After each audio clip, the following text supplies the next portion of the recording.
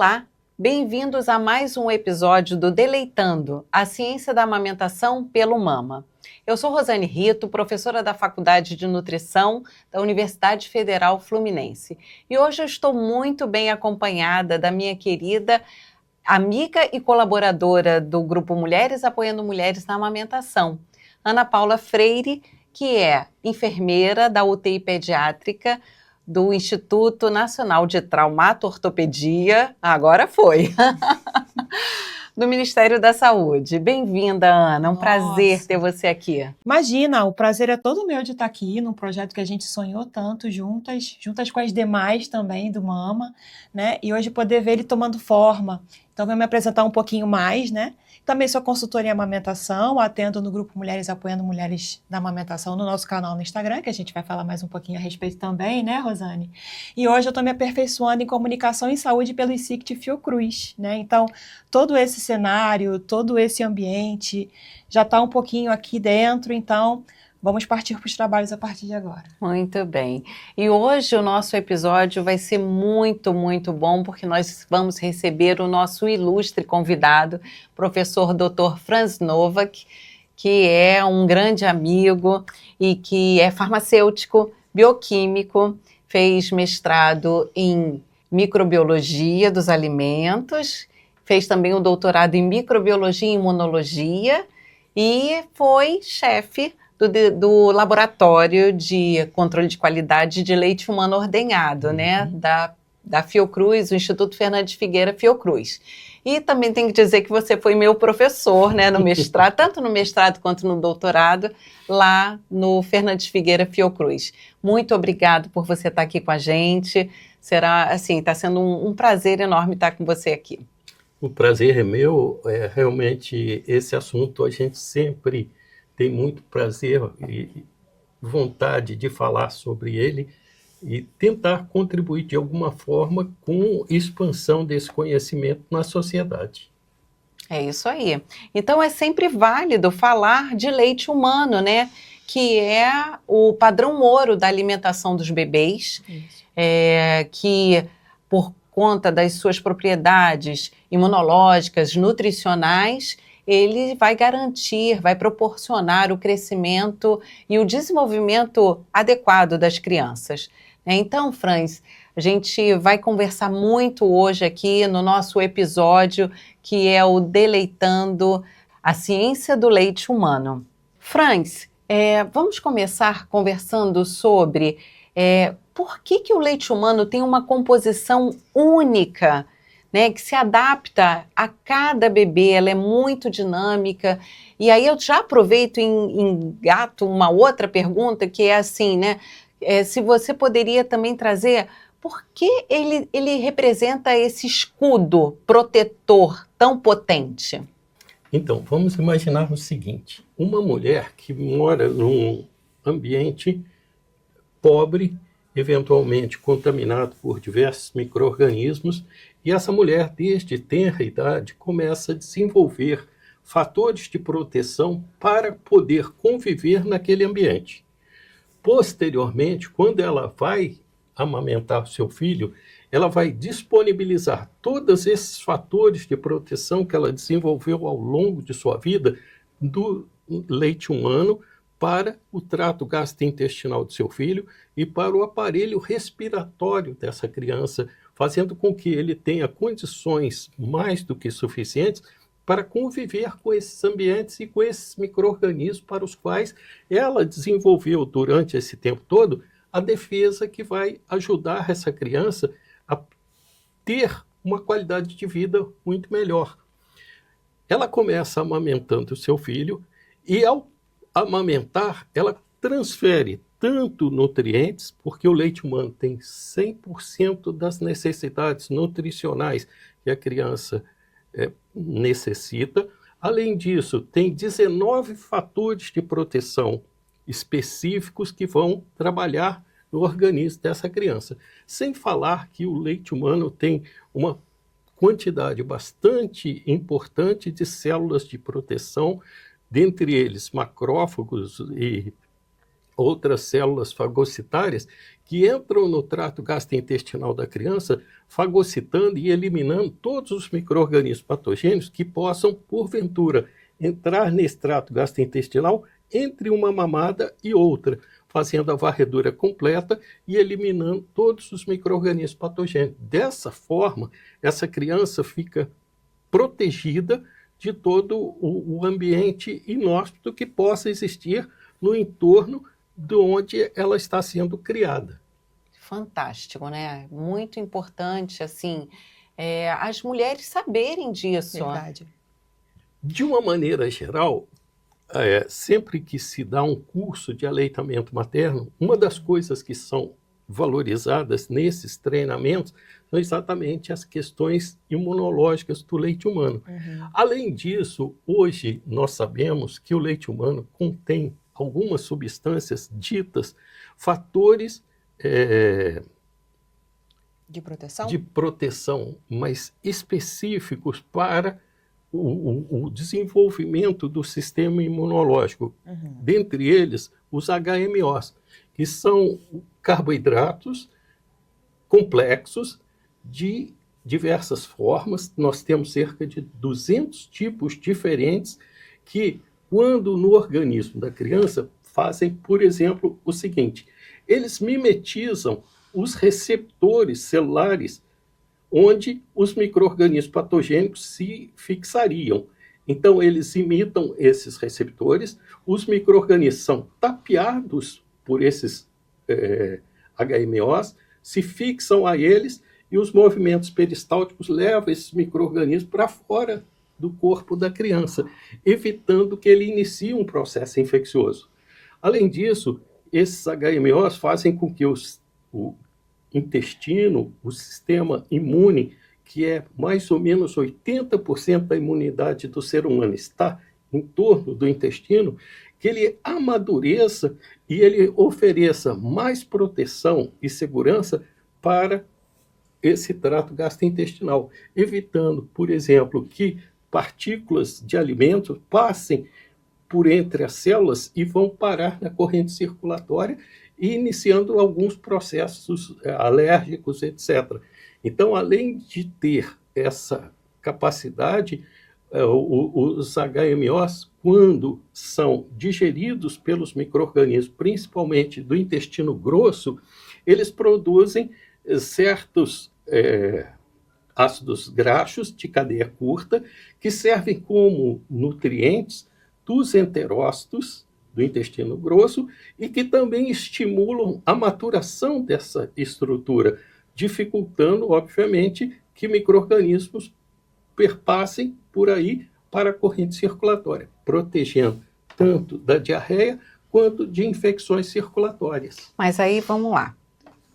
É um tanto complexo, Muito, né? Mas o mais importante dizer é que de tudo que está sendo dito aqui, acho que a melhor definição foi escudo. Né? Sim. E quando a gente fala de um escudo tão complexo, né, que tem as suas particularidades, é que a gente fica imaginando se as pessoas têm acesso a esse tipo e esse nível de informação, porque foi uma aula aqui, não foi, Rosane? Exatamente. Agora, imagine o seguinte: dentre as proteínas do leite, nós temos a lactoferrina, que é conhecida amplamente, que todo mundo associa a lactoferrina à possibilidade de transportar o ferro e disponibilizar no intestino para que a criança absorva com mais eficiência o ferro vindo do leite humano, que não tem uma concentração muito elevada, até uma concentração relativamente pequena, mas que é extremamente biodisponível. Sim. Só que quando o ferro está sobre essa proteína, os micro-organismos,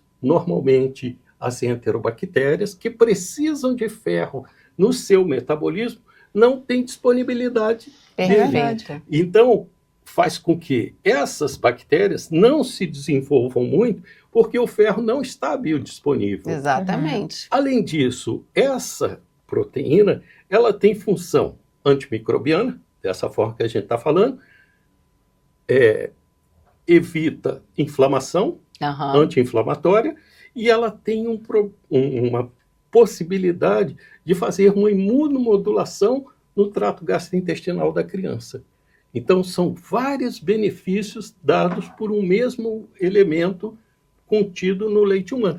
E nós temos 19 fatores de proteção que cada um deles, atuando de sua forma específica, quando somados, é realmente o tal escudo que o leite humano oferece ao recém-nascido, que é amamentado exclusivamente. E você sabe que uma das coisas que eu mais gostava assim, quando eu saía da aula era chegar na unidade neonatal, né? Conversando com os colegas médicos e tudo, e falava dos oligosacarídeos nitrogenados, que são os HMOs, né?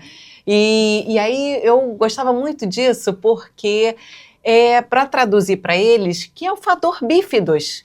Porque Sim. fator bífidos as pessoas sabem. Verdade. Então, o fator bífidos ele foi descoberto da seguinte forma. Fazendo um comparativo de crianças que são amamentadas com crianças que não são amamentadas, quando se fazia ecologia microbiana das fezes desses dois grupos diferentes, naquelas que eram amamentadas, existia uma microbiota específica muito rica de bifidobactérias. Uhum. Essas bifidobactérias, obviamente, cresciam nesse intestino à custa do fator bífido, que é um fator de estímulo ao crescimento, quando, na presença desse fator, essas bactérias crescem 200 a 300 vezes mais rápido e colonizam todo o trato gastrointestinal. Com isso, o que acontece? As bactérias patogênicas, quando vão disputar espaço ou receptores, já está cheio de bifidobactérias. Elas têm dificuldade. Por outro lado, as bifidobactérias se nutrem do fator bífidos e produzem ácidos graxos de cadeia curta que acidificam o pH. Então, com o pH ácido, as bactérias, principalmente as enterobactérias, elas não crescem na velocidade, elas suportam o ácido, mas elas não se desenvolvem bem. Então, o número delas fica diminuído e a possibilidade de uma infecção intestinal praticamente é nula. E é isso, é por isso tudo que desde 1970, né, que houve essa revolução, porque a gente tinha uma mortalidade infantil exacerbada, né, e aí todo um movimento social pró-amamentação, justamente por causa de mortes por diarreia, mortes por infecção respiratória aguda, e o quanto que a gente mudou esse cenário, né? Sim. Então, aí a explicação que o Freud está trazendo. Mas, né? e quando você considera assim, você vê o seguinte, a criança que é amamentada tem menos infecção respiratória aguda. Aí você pensa, bom, o leite vai do peito da mãe para o estômago da criança. Como ele protege a árvore respiratória? Sim, e é muito comum as mães fazerem somente esse trajeto, né? Como se não se distribuísse. Então, mas aí você pensa o seguinte, no autofaringe da criança, nós temos uma camada mucosa, que ela é pobre em fatores de proteção. Quando vem o leite, que passa por ali com 170 miligramas de IgA secretória, por diferença de concentração, ele passa do mais concentrado, leite, para essa camada mucosa. E aí se depositam esses fatores de proteção. Quando a criança vai, então, receber um micro-organismo, tanto pela cavidade nasal quanto pela cavidade oral, esse micro-organismo passa junto a esses anticorpos ali depositados. Esses anticorpos se depositam sobre o micro-organismo e o envolvem. Mesmo assim, ele pode ir para o interior da árvore respiratória. Só que lá ele não tem como se fixar os receptores para iniciar um processo infeccioso. Os movimentos mucociliares trazem esse micro-organismo de volta, ele é deglutido, sem a árvore respiratória ter noção que algum dia esse micro-organismo esteve presente nela. É muito perfeito. Isso é muito bonito. Isso é muito perfeito. Eu acho que esse mecanismo é fantástico. O brilho nos olhos. Não, mas é porque realmente isso é muito bonito. É uma coisa que a natureza, obviamente, levou 200 milhões de anos para aperfeiçoar. Então, quando a gente pensa que as pessoas querem substituir esse leite humano que a gente está falando por um leite que está numa lata, que veio de uma vaca que foi esterilizado, não há comparação. Não tem como, não entendeu? tem como. Essa que é a questão. Mas a gente vai avançar. Perfeito. Vamos lá. Diga-me. E aí, assim, pensando nos aspectos nutricionais mesmo, né? Sim. Gordura, proteína, mas que fazem a diferença não só para uma criança crescer e se desenvolver. Tem um potencial, é o potencial do desenvolvimento. Por quê? Então, sempre a gente escuta dizer o seguinte: as crianças que são amamentadas têm um coeficiente de inteligência superior. Inclusive se apoia numa pesquisa do nosso amado César Vítora César mostra Vítora. que pelo menos 3% do coeficiente de inteligência se deve ao aleitamento materno exclusivo. Mas aí a gente pensa o seguinte, e algumas pessoas defendem isso: não é que o leite humano dê inteligência à criança. O leite humano faz uma nutrição perfeita para que ele consiga atingir o seu potencial genético. Mas é além disso. Porque os ácidos graxos essenciais do leite humano são absorvidos e vão ajudar na formação do encéfalo. Exato. Então isso, além dos próprios HMOs cialilados, eles vão transferir esse radical ciálico para a formação do encéfalo. Tudo isso junto faz com que, de fato, a criança amamentada tenha o seu potencial máximo atingido e muitas vezes superado. Muito bom. Mas eu estava aqui pensando, assim, nas nossas conversas, né, Rosane? Olha que a gente conversou muito antes de chegar aqui, né? Sim. Nesse campus onde está sendo realizado, com todo o apoio que a gente tem. Eu trago muito a ótica materna também, Certo. né? Então, eu percebo o seguinte.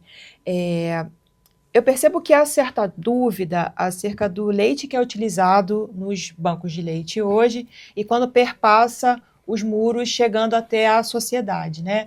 Algumas mulheres e alguns relatos que até chegaram até mim e elas perguntam: Ana, será que seria possível pegar o leite do banco, como se fosse um banco mesmo, e trazer para um bebê que não esteja internado numa instituição? A gente sabe que hoje isso não é possível, não sei se algum disso foi possível, mas assim, essa conotação de que ele pode ser conceituado como um banco para pessoas que estejam fora da instituição, quando a gente sabe que ele serve a prematuros que estão dentro da instituição, né? Então, passa também pelo preparo, o manejo que eles têm, que o leite tem, para quem ele se destina e aonde ele se concentra. Você pode esclarecer um pouquinho disso para a gente? Vamos imaginar o seguinte: se a gente for buscar na sociedade mulheres que possam doar leite humano, 100% das mulheres que amamentam podem ser doadoras.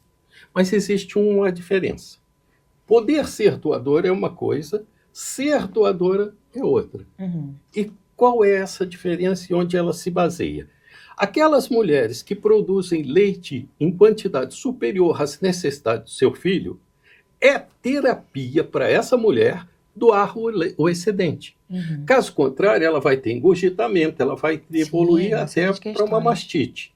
Então, ela vai no profissional de saúde, ele identifica que ela está produzindo leite em excesso e ele recomenda para ela drenar o excedente. Antigamente, elas pegavam esse excedente e jogavam fora. Na pia. Praticamente. Com E ainda jogam quando retornar ao trabalho. Dos bancos de leite, o que acontece? Nós pedimos a 100% das mulheres que têm excedente de leite que doem o leite para o banco de leite. Sim. No banco de leite, nós temos a preocupação de evitar que toda e qualquer mulher que doe tenha orientação para fazer a coleta a mais correta possível, mais higiênica. Tem todo um rito. Tem todo um rito. Todo o material que entra em contato com esse leite é esterilizado. A gente pede a elas que descarte os primeiros jatos ou as primeiras gotas de leite humano. Por quê? Quando você observa dentro do ducto mamilar, existe ali uma microbiota que está se multiplicando. Quando o leite é descartado, esses micro-organismos em excesso são jogados fora. E o leite que vem a partir daí tem uma carga microbiana menor. Então, ele é um leite bem cuidado, obviamente, com a carga microbiana menor, e aí quando ele vai ser congelado, posteriormente ele vai ser pasteurizado, depois ele vai ter a sua qualidade controlada para depois ele ser distribuído. A quantidade de leite que a gente consegue nesse processo é pequena. Então, nós destinamos esse leite para as crianças prematuras e, principalmente, aquelas doentes. Sim. Então, não temos uma quantidade de leite para disponibilizar para toda a sociedade. Ou seja, se eu vou doar 100 ml de leite, não significa que esses 100 ml de leite vai ser o produto final de todo esse manejo. Eventualmente, a gente tem alguma perda. Muitas das vezes, as mães, sem perceber, caem pelos do mamilo, caem aquelas verdade. estruturas sebáceas, também contaminam.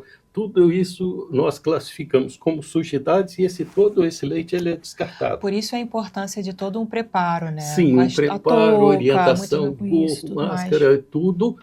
Corte de unhas, não usar o esmalte, coisas desse tipo, para que ela produza um leite com a qualidade superior para poder ser processado e distribuído para os prematuros. Essa conversa toda tá me Sim. deixando assim emocionada, porque eu fui mãe de bebê prematuro. Então, né, poder compartilhar aqui um pouco, né, disso, da minha história, né? Eu sou mãe da Fernanda. A Fernanda, Já ela vai se agora casar. vai casar agora já. Como o tempo passa, né? Nós estamos Com nessa certeza. estrada já há muito tempo. E aí eu queria, assim, né, só dizer que ter tido a minha filha lá, naquela época, prematura, e aí poder ter tido apoio para amamentar, e amamentei ela bastante. É uma coisa que, assim, agora é a hora de pedir para você que está aqui nos assistindo, né, que possa compartilhar esse episódio, esse vídeo, com as mães que são mães de bebês prematuros ou com mães que possam doar o seu leite para atender os bebês prematuros que estão internados. Então, eu fico, assim, muito feliz da gente estar aqui hoje, porque isso é ciência, isso é saúde pública, Isso é né? SUS. Isso é SUS. Isso é SUS. Com Muito certeza. bem. Olha, na verdade, hoje o Brasil tem a maior rede de bancos de leite do mundo. Isso é um motivo de orgulho absurdo e eu tenho para mim que um dos principais responsáveis por isso é João Aprígio, é meu irmão de ciência, meu irmão que eu adotei ao vir para o Rio de Janeiro, e ele é realmente a mola mestra do que acontece com os bancos de leite no Brasil e possivelmente no mundo, porque a contribuição daquele homem é absurda. Mas, de qualquer forma, além do banco de leite do Fernandes Figueira, do Centro de Referência, tem todos os bancos de leite em todos os estados brasileiros, que tem profissionais da melhor qualidade, com a dedicação absurda, pessoas fantásticas. Então, a rede, como disse o João, ela é constituída por pessoas, e essas pessoas gostam muito do que fazem. Por isso que é essa potência tão grande. É isso. É confiar nesse trabalho, né? Ana, a gente podia aproveitar para perguntar o que tem de novidade aí Essa parte nesse é boa. mundo. É porque também aleitamento materno tem espaço para inovação, né? E aí, eu estou sabendo que tem a inovação na análise de proteínas para banco de leite humano. Conta essa pra gente, Franz. Em verdade, foi feito um convênio entre a Fundação Oswaldo Cruz e o Instituto de Laticínio Cândido Tostes, que eles têm um conjunto de pesquisadores da maior qualidade, e aí João Aprígio conseguiu fazer esse convênio, e eles desenvolveram uma metodologia para análise de proteína, que é uma das coisas que muito interessa aos neonatologistas, é saber o seguinte: bom, esse leite aqui tem um conteúdo energético tal, e quanto de proteína ele contém, para que a partir dessas informações eu prescreva para o meu paciente a quantidade correta de alimento para fazer a junção perfeita. Esse pessoal pegou, então, uma metodologia de análise de proteína de leite humano que durava anteriormente cerca de 24 horas, E eles fizeram adaptações e melhorias e chegaram a uma técnica que consegue fazer essa análise em 5 minutos. Olha. Com uma redução de custos extremamente importante. Então, eu penso que no futuro isso vai ser disseminado por todos os bancos de leite e em outros locais onde as pessoas têm interesse em saber a concentração de proteína do leite humano para os seus pacientes. Isso é o chamado atributo de qualidade, né? É um atributo de qualidade, porque nós já fornecemos no rótulo do leite humano que vai para o neonatal o conteúdo de acidez, o conteúdo de gordura, o quilocalorias, e agora vamos passar a informar adicionalmente a concentração de proteína. É uma técnica extremamente importante e isso tem sido já analisado em outros locais com aparelhos que são comprados a $70 mil. Obviamente, isso é muito caro, além do que você tem os reagentes, você tem a manutenção, você tem várias coisas para manter esse padrão que fica muito caro, longe da realidade brasileira. Então, tudo que possa ser eficiente, de baixo custo, nos interessa. Com certeza. O engraçado é que eu estava aqui fazendo uma analogia, como um profissional de UTI pediátrica, né? Os testes rápidos que a gente utiliza em UTI, por exemplo, gasometria. Sim. Então, foi a primeira conexão que a gente fez até, Com né? certeza. Sempre que a gente puder fazer um teste rápido, de baixo custo, com alta eficiência, isso nos interessa. Então, todas essas modificações, aperfeiçoamentos, eles são muito bem-vindos, porque eles fazem parte da filosofia de trabalho da rede de banco de leite e dos bancos de leite de uma maneira geral. Existe um projeto de pesquisa que eles estão tentando utilizar o kit de análise clínica de proteína para fazer também a dosagem da proteína do leite humano. Mas, obviamente, isso ainda vai demorar um tempo, isso vai ter que ser padronizado, então essa é uma coisa para o futuro.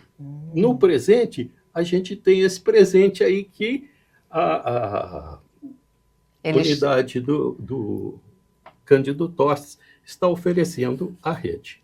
E não para por aí. Não, né? não para, porque aí eles têm projetos de pasteurização mais eficiente, eles têm um monte de coisa que se utiliza que acaba se conectando, que se conecta com a possibilidade de trabalhar no banco de leite, e eles vão contribuir com isso tudo para o futuro. Mas tem mais, né? Tem mais. Uma outra coisa também que a gente pode falar a respeito é dos desafios do leite humano cultivado em laboratório.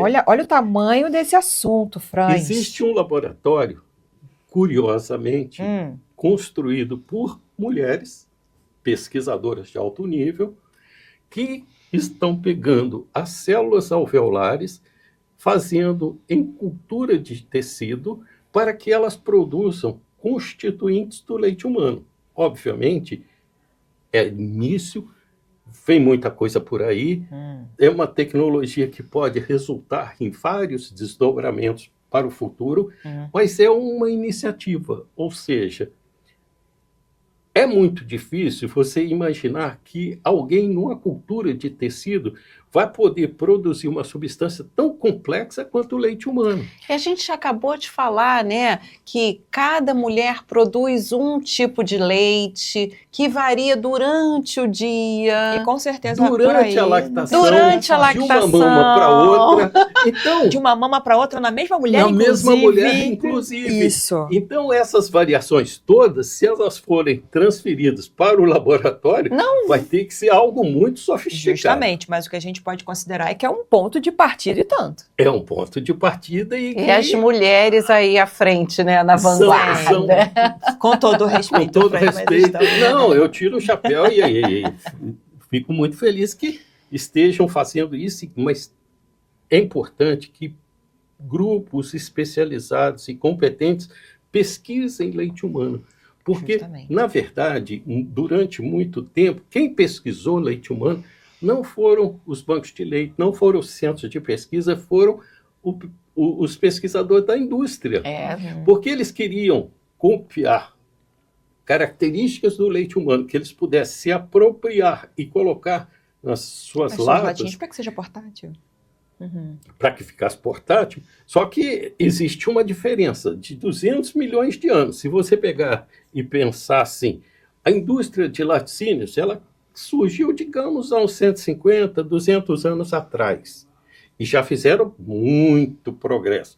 Mas quando comparado com os 200 milhões de anos que existe a lactação e A nossa evolução complexidade. da complexidade humana, então ainda tem muito para eles caminharem. Por isso que Logo, a gente tem que valorizar o leite humano. com certeza. Ainda é uma das substâncias mais completas do mundo para se usar na nutrição infantil da espécie humana, óbvio. Agora eu vou puxar uma que todo mundo fica de cabelo em pé e me surpreendeu muito quando você já tinha a resposta disso. Então vamos compartilhar essa história. Né? Sim. Isso é um babado. Praticamente. Quando eu olhei, eu fiz essa cara aqui, né? Mas ele já tinha a resposta, ele já tinha até, inclusive, respondido isso em uma ocasião. Mas vamos lá. Os riscos do consumo do leite materno por adultos. Sim. O que tem acontecido? A gente vê na sociedade a busca do natural. Então as pessoas estão buscando uma alimentação mais saudável, uma água mais pura, um monte de coisa. Tudo bem, isso está corretíssimo. Só que aí alguém imaginou o seguinte: se o leite humano tem todas essas propriedades e elas são benéficas, por que não usar leite humano para, inclusive, pessoas que estão com problemas de saúde? Então vamos usar leite humano. Vamos, mas espera lá, tem outros desdobramentos aí. Aí o que acontece? Como a gente já começou falando lá anteriormente, não existe leite humano em quantidade suficiente nos bancos de leite para alimentar os prematuros. Imagine, então, para alimentar adultos. Gente. Aí nós temos um problema. Então, como não existe o leite de forma disponível em bancos de leite, em locais que poderiam fornecer um leite com qualidade certificada, essas pessoas começam a ir para o mercado paralelo, mercado negro. E aí vão importar da África, de não sei aonde, etc, etc. Aí nós voltamos num problema que o banco de leite tinha no passado.